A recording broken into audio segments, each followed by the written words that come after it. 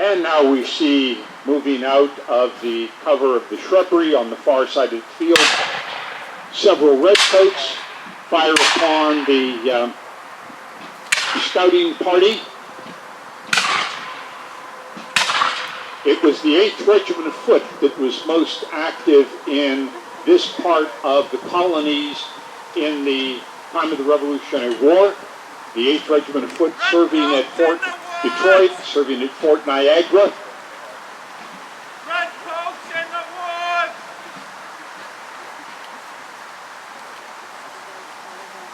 And a messenger heading back to the fort to warn the rest of the garrison that there are enemy troops in the area. The man in charge of the scouting party, being very cautious, backing away from the enemy that has appeared on the far side of the field, but then they seem to outnumber the Americans significantly, so maybe it's wise that he's doing that. Members of the 5th Virginia and militia troops. Now the British commander is sending some of his men off on a flanking movement around the far side, the left side of the American position. The Americans now begin to back up and move away from being flanked to the south. Flanking your enemy at the time of the American Revolution in the 18th century was one of the tactics always employed by armies big and small, scouting parties big and small. If you can get on to the end of your enemy's line, you have a chance of cutting them off from retreat, and you can more effectively strike them when you're facing their side rather than face on. Flanking the enemy, very important. And the British officer leading that small group is still trying to move around behind the American scouting party.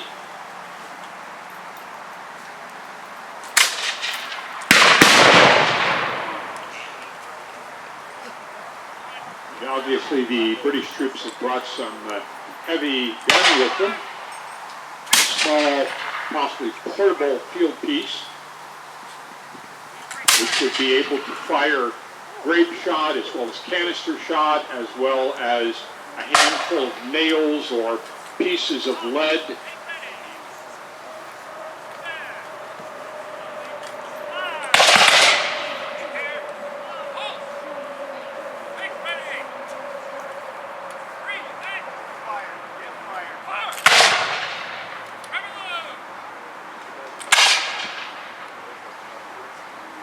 And the American commander wisely decides to back up and give the attacking party, as big or as small as it might be, the space that they want, and count on help from the fort. And we see moving on the south side of the field members of the 8th Pennsylvania Regiment and the Delaware Regiment.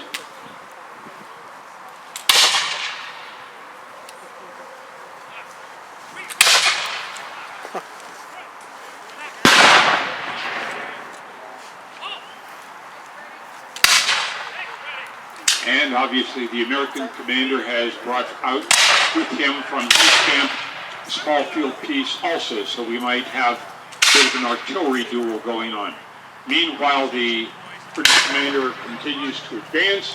We see that there are some Jaegers on the far side of the field, their green coats blending in with the vegetation behind them. And he's going to continue to push the Americans.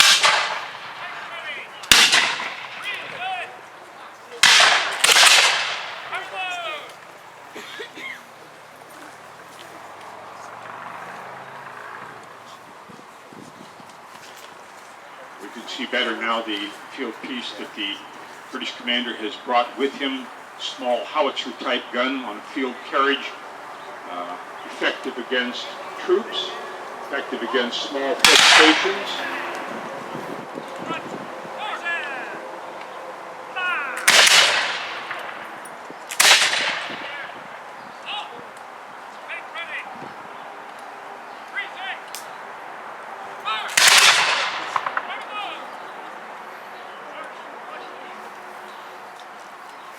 despite the shortening of distances, neither side seems to be having any effect upon the enemy, and the British now decide that they're going to give way to the Americans.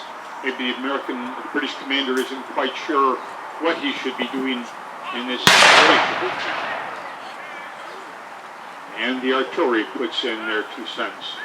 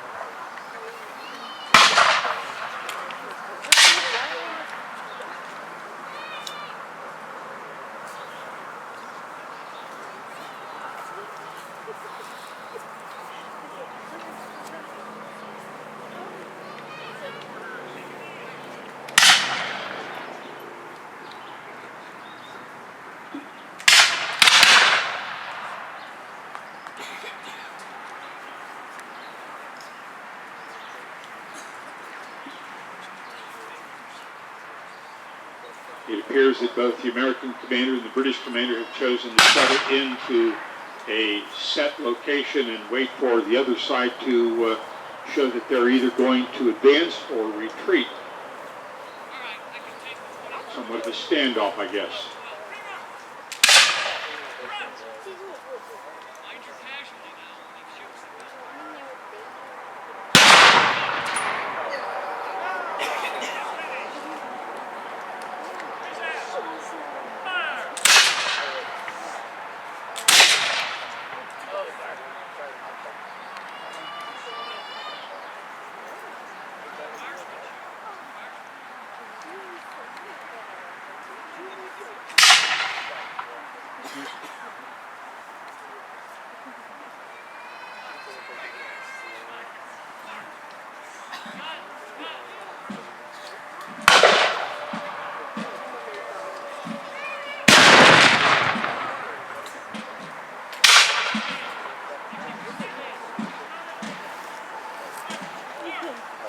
Now the American commander appears to be bringing in a much larger force to possibly move against the British position.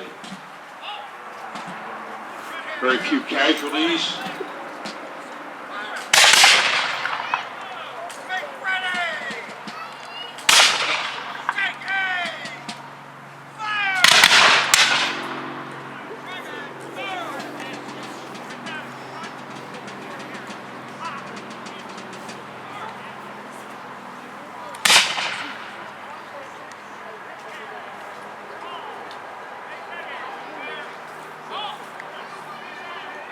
Rip num num.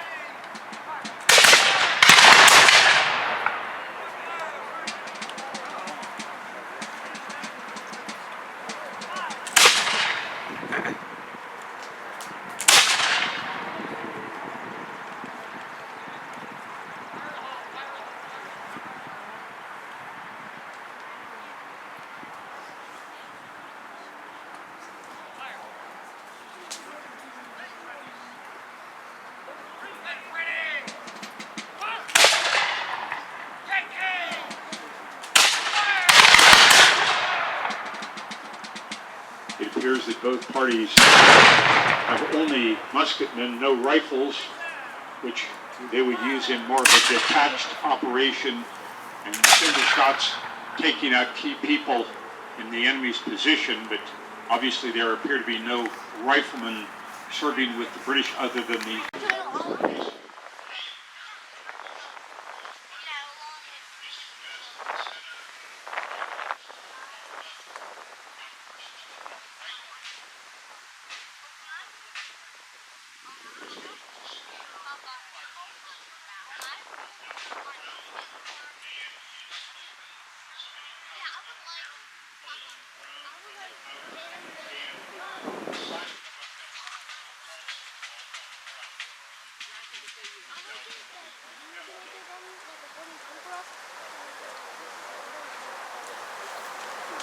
command is to try and load.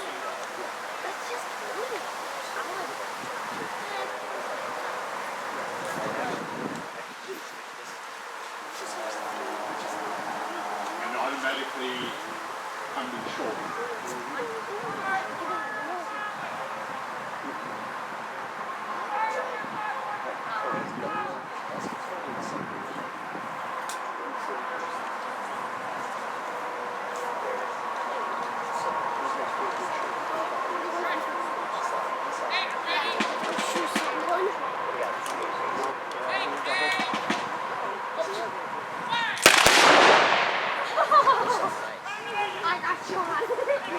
No, it was on this side. Oh shit, it was on this side.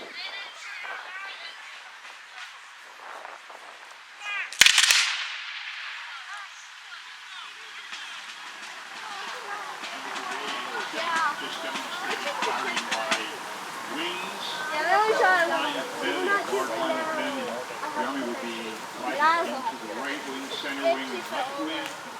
In No. case right wing, I left don't wing. know how to protect it.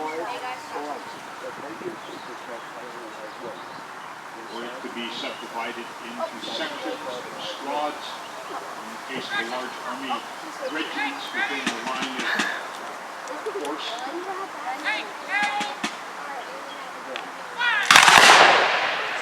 Third division. Hey, ready? Three, set, fire.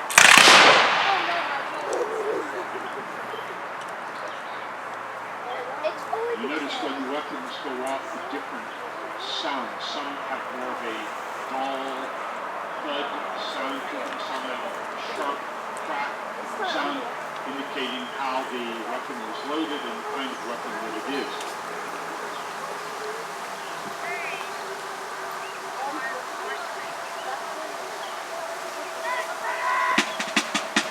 I know it all.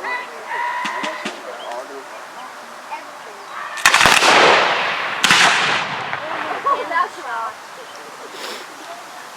And when you look at the amount of smoke generated by just a few dozen muskets going off, and how bad that must have been when there were hundreds, if not thousands, of muskets going off constantly. A lot of signals. By the 18th century, the flags, the colors that they carried were very large in size, 6 feet by 6 feet 6. Could see your position and you could see the enemy position and your own men could see your position in case the troops got lost as advancing retreat. Bayonets have been fixed.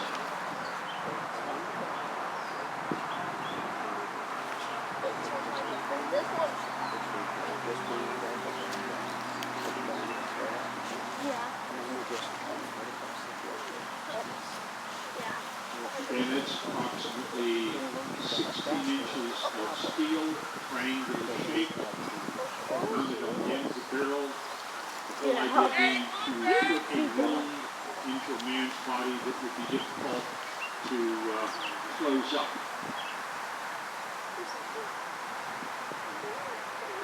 Get to advance. Slow. March.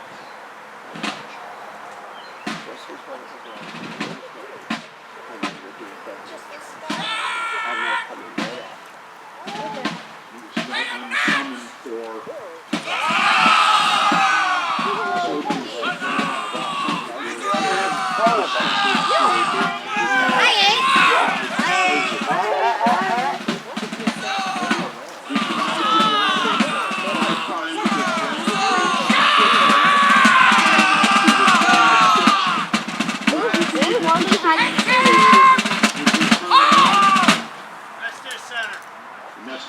difference between the armies.